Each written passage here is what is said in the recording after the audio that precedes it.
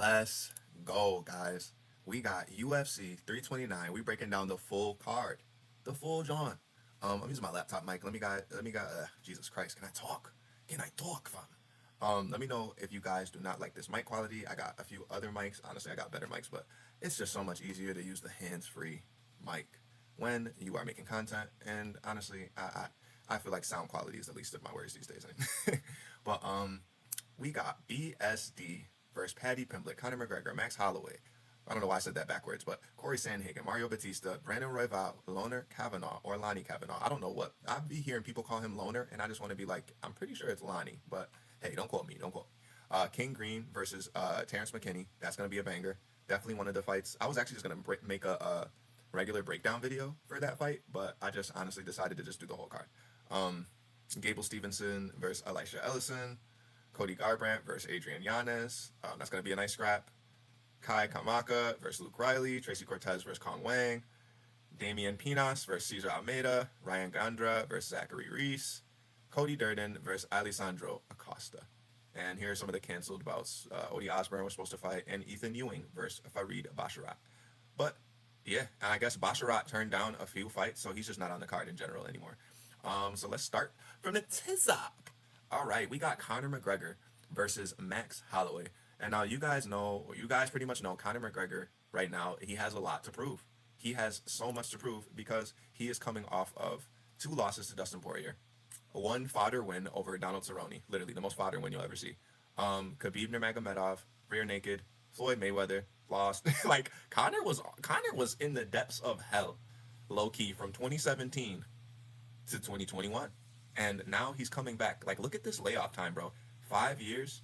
I'm going to be real. Like, the only way I see Conor winning this fight is if Max Holloway's chin is just dust for some reason. Like, if Max Holloway's chin just after the Ilya knockout just left his body, I truly think Conor McGregor could win this fight. Obviously, I'm leaning Max Holloway, as most of you should be. But if you're not, that would be your reasoning why. I mean, Max Holloway is going to put up so much volume on Conor McGregor. Obviously, Max is also coming off of a loss, very much more recent, versus Charles Oliveira, where he got grappled the fuck up for the BMF belt.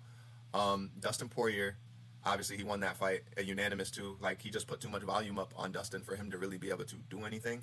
Ilia Topuria lost by knockout. Obviously, that's the fight I'm talking about when I say his chin is dust. And Max looked okay in that fight.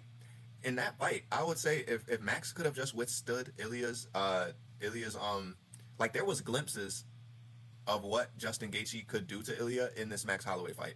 And I say that because Max had Ilya fighting on the back foot a lot, and also he was getting pieced up a little bit. Like, if you go back and watch that fight, Ilya was just getting jabbed up. And I think I gave Ilia Topuria's head movement just a little too much credit, in a sense, and I don't think I should have done that. But yeah, I'm going to be picking Max Holloway in this fight. If you guys are picking Conor, I can't blame you. I mean, he does look like he'll probably be the fresher fighter, but he's also going to be washed. Allegedly, he's probably going to be washed. Next, we got Benoit Saint Denis, Dirty Shower Man, versus Paddy Pimblett. Yo, you got to take a shower, dog. You literally got to get in the tub, BSD. Bro, you got to get in the tub, man. But BSD versus Paddy Pimblett. We saw Paddy Pimblett in his last bout versus who else but it's Gaethje. You really never know who he's going to call next. But Justin Gaethje beat on Paddy Pimblett for 5 straight rounds. And Paddy Pimblett, like, he was talking all this trash to Ilia Topuria. Bro, you looked horrible, too. You looked worse than Ilya. You look worse than Ilya. You didn't even have any glimpses in this fight. Ilya at least had glimpses in his fight. So I thought it was pretty hilarious that Paddy Pimblett was coming at Ilya Topuria after he lost. Absolute clown sauce, Paddy. Absolute clown sauce. And I do hope that Paddy Pimblett loses this fight to BSD. You need to lose to Dirty Shower Man because you need to get a case of that UK beats. Or excuse me, Liverpool beats.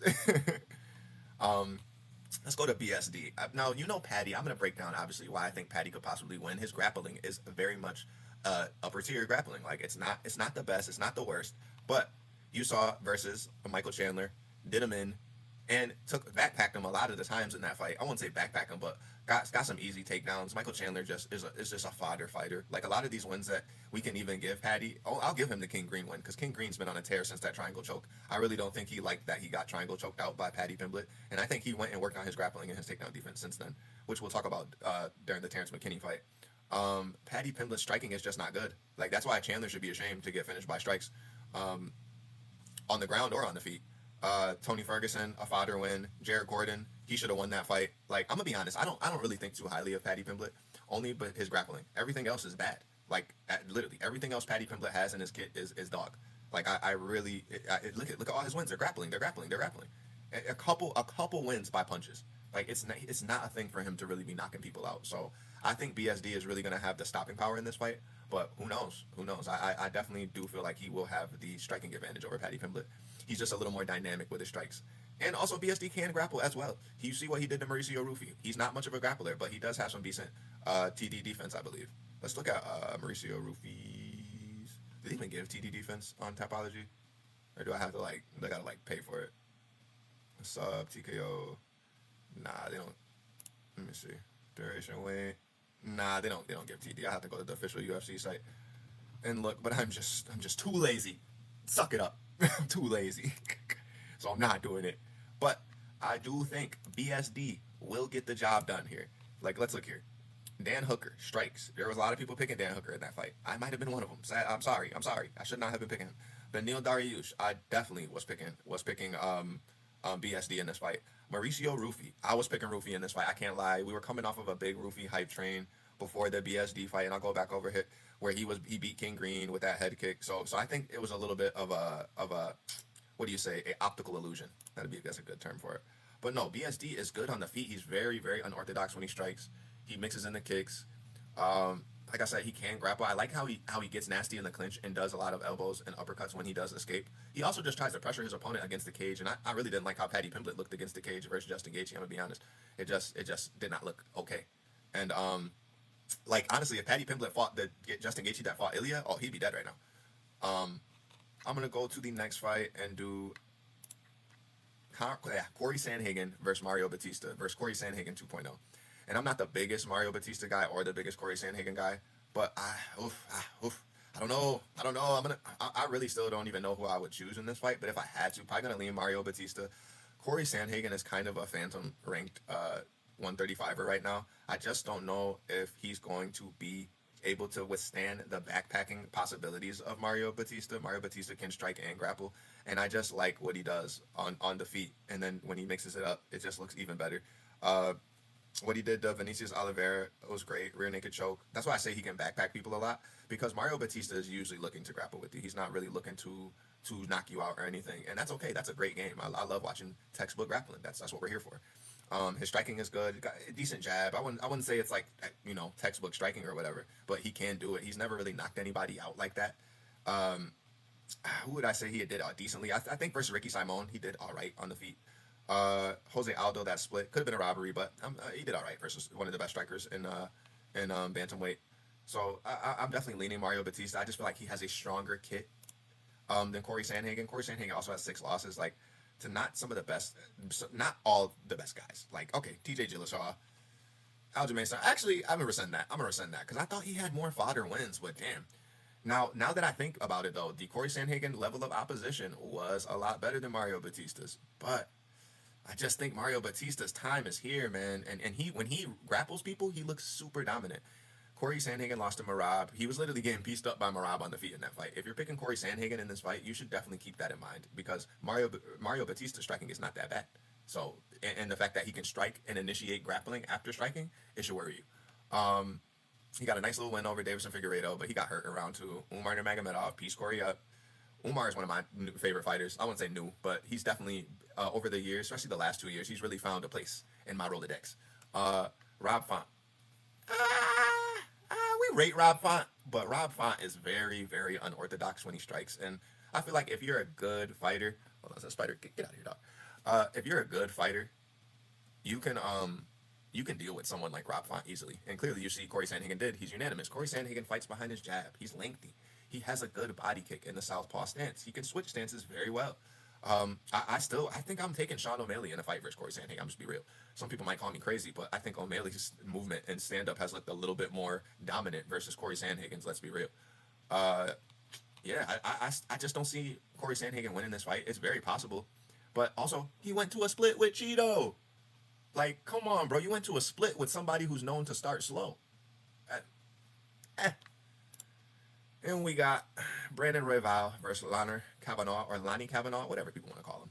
I'm going with Lonnie Kavanaugh. I do think Royval is going to be hungry to come back for a win. I like Brandon Royval. I do not hate bro. I know he's taken a few losses, so I've had to down talk him a little bit, but it is what it is. He does not do well with fast-paced pressure. They're not even giving Brandon Royval any fucking layups. They're just straight up. I don't know what he did to the UFC, but they're hitting him with the gavel. They are hitting that gavel and making sure he takes some hard fights. Like, goddamn. But yeah, he does not do well against pressure fighters. Manel Kopp colded him in round 1 because he just did not know what to do with all that volume and all that pressure. Joshua Van, the same thing, unanimous. Don't get me wrong, Brandon Royval looked great in that Joshua Van fight, but Van was whenever Van landed, you could see Royval was getting cooked. Like, you could tell the damage was way more apparent on Joshua Van's side. Tatsuo Taira, we saw Van win that. Brandon Moreno, we saw him win that. It was a split. I didn't really like that split decision versus Moreno, but it is what it is. The Pantoja break where everybody called him a phantom champ, including myself, and he still needs to prove himself versus Pantoja. Don't forget. We ain't forget, bruh. But yeah, I do like Jesus Christ, Brandon Royval. I forgot bro's name. I do like Brandon Royval, but I do not think he fares well in this fight. But I do give him a lot of props for beating Tatsuro Taira too, because he had to withstand a lot of grappling pressure in that fight as well, and he's probably going to have to withstand a lot of grappling and or clinch pressure from Lonnie Kavanaugh as well. I think Lonnie Kavanaugh is going to win, though. How he extends his kicks reminds me of Umar so much. Like, I love his front kicks, his body kicks. I'm a big fan of Lonnie Kavanaugh lately because how he strikes is so crisp. Why did I say crisp like that? Crisp. But it is, bro. And I just wish he didn't lose to Charles Johnson, though. Like, if Lonnie Kavanaugh didn't lose to Charles Johnson, my day would be a lot better today. But he did. But he freaking rose from the ashes in that fight and freaking whooped on Brandon Moreno right after with a unanimous. And he looked good doing it. He was great in the clinch. He didn't really have to go for many takedowns. I don't believe he went for any takedowns, but the clinch work was where it was at. Moreno kept constantly getting backed up against the cage a lot of the times. But I will say this, Lonnie Kavanaugh kind of gassed a little bit in that fight. Granted, it was a 5-round fight, but I did see him slow down in his pace. But it didn't really do anything because he was still landing great shots on Brandon Moreno. And Lonnie Kavanaugh, like I said before in another video, he fights kind of tall for being only, 5'6", 5'5"? How tall is he? 5'4". Jesus. He fights tall. Like, he has a very lengthy body. Like, look at him. He has a lengthy body for being a 5'4" fighter. But yeah, I'm gonna go with Lonnie Kavanaugh on this one. I think that's the guy for this one. King Green versus Terrence McKinney, people. We got King Green versus Terrence McKinney. T-Rex and the King. Some people said they don't like calling Bobby Green King Green, but it is what it is, bro. That nigga changed the name. That's the government now, bro. We gotta keep it real. Gotta call him what he want to be called. That's respect. And maybe he didn't like Bobby. King Green is coming off of wins of Jeremy Stevens, Daniel Zellhuber, and Lance Gibson Jr. And shouts out Lance Gibson Jr. because after you lost to Bobby Green, I really thought you were going to be fodder, but you got yourself a win versus, who did you get yourself a win versus? Chase Hooper. That was a big upset, too. I do think Bobby Green is going to wrestle in this fight. If he does not wrestle, it is curtains for this man. It is Scooby-Doo for this man. I truly think that. Terrence McKinney has not been out of the first round, my nigga. He has not been out of the first round. And so you may see and look, even when he lost, he didn't get out of the first round. But you may see Terrence McKinney either get colded in the first round by Bobby Green or cold him in the first round by Bobby Green or King Green. But if Bobby Green makes it to the second round, Terrence McKinney is cooked because he's barely fought in the second round. So his stamina, I know for a fact, his stamina is going to be cooked. All Bobby Green has to do is literally last after the first round, and he's probably going to win this fight. I'm going to keep it a buck.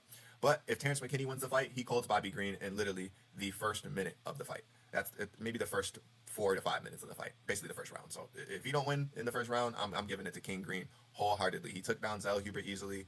He was mixing up the wrestling like nobody's business. I never thought I would see a Bobby Green fucking masterclass, dude.